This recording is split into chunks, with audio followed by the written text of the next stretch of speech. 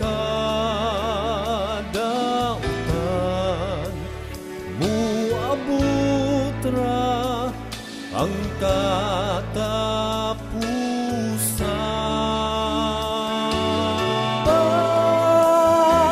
Pagtuo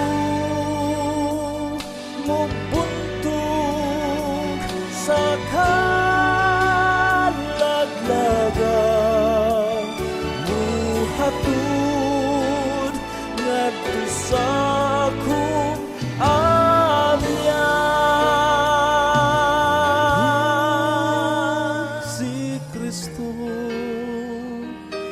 gilansang sa Kalbaryo sa krus, may gahong pag-usap kanimo. Kay gipagod niyan kinabuhi ko, ug sa krus nagpabilin ako. Sa mundo nga kinahanglan, Kalbaryo,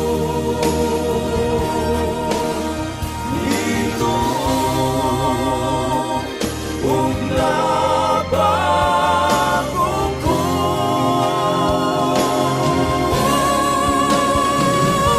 Abot ang katapusan ning kalibutan,